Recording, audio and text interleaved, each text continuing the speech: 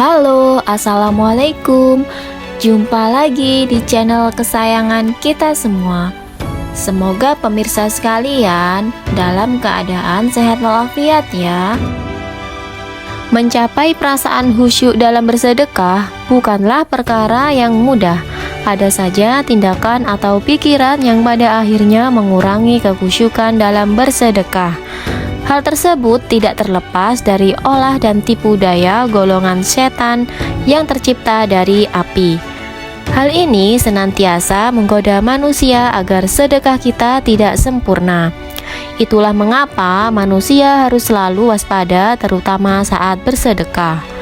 Ibadah yang satu ini seringkali digoda setan saat sedang menjalankannya, karena setan tidak henti-hentinya mengganggu hingga manusia tidak berdaya. Dalam video kali ini kita akan membahas tentang bersedekah bersama setan.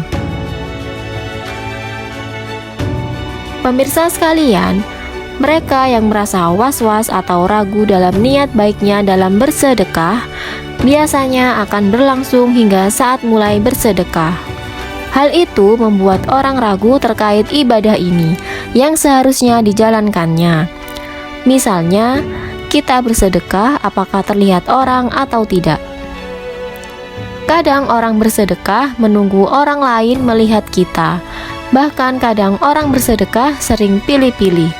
Contohnya, ketika kita memberi makan kucing liar dengan kucing kita sendiri.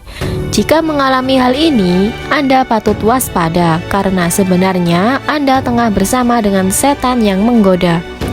Setan menghembuskan was-was dan syubhat dalam diri manusia. Hal ini sudah dilakukan sejak awal. Permusuhannya dengan Allah Subhanahu wa Ta'ala, yakni ketika setan menggoda Nabi Adam dan Siti Hawa untuk memakan buah kuldi. Kemudian setan membisikkan pikiran jahat atau was-was kepadanya dengan berkata, "Hai Adam, maukah saya tunjukkan kepada kamu pohon kuldi dan kerajaan yang tidak akan binasa?" Quran Surat Toha ayat 120. Seseorang yang hanya senang memberi makan kucing peliharaannya saja dan bertindak kejam terhadap kucing yang lainnya atau kucing liar akan mendapatkan hukuman. Bagi mereka yang menyakiti atau menganiaya hewan yang lemah dan lucu ini adalah siksa neraka. Begitupun dengan kisah kucing yang sudah ada sejak zaman Rasulullah. Bahkan kucing merupakan hewan kesayangan beliau. Beliau sangat menyayanginya hingga ia selalu menjaganya dengan baik. Oleh karena itu, sebelum kita memelihara kucing, alangkah baiknya kita harus meniru bagaimana Rasul memelihara kucing. Beliau memberi nama kucing kesayangannya itu Muza. Suatu hari ketika Nabi hendak bepergian dan ingin mengambil jubahnya, ditemuinya Muza sedang terlelap tidur di atas jubahnya.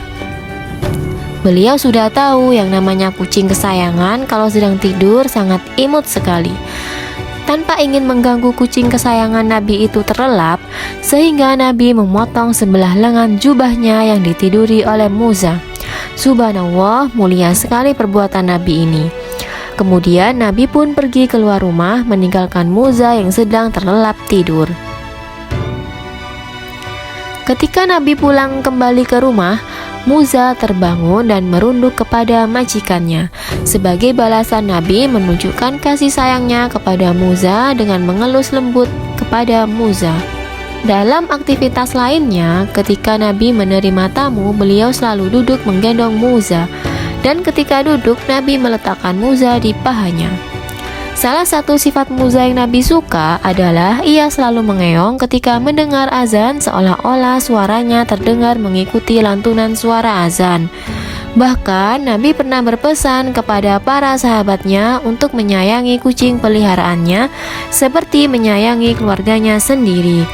Jadi dari kisah di atas, jika kita memiliki hewan peliharaan, khususnya kucing, maka rawatlah dia dan sayangilah dia, karena itu merupakan tanggung jawab kita dan kewajiban kita sebagai majikannya.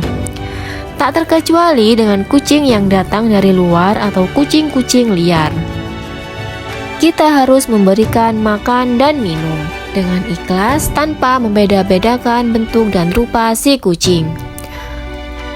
Entah kucing jelek ataupun kucing bagus, mereka sama-sama makhluk ciptaan Allah Subhanahu wa Ta'ala. Dan Allah pun menyukai orang yang mempunyai rasa kasihan dan penyayang. Maka balasan yang diberikan oleh Allah adalah surga dan ganjaran yang baik. Namun sebaliknya, jika kita keji terhadap binatang, maka siksa neraka akan menanti. Semoga kita semua dilindungi oleh Allah Subhanahu wa Ta'ala dari siksa dan kemurkaannya. Amin amin ya robbal alamin. Semoga ulasan ini bermanfaat dan menginspirasi bagi kita semua. Sampai jumpa lagi di episode berikutnya di channel yang sama. Dan jangan lupa like, komen, dan juga subscribe-nya ya. Terima kasih. Wassalamualaikum.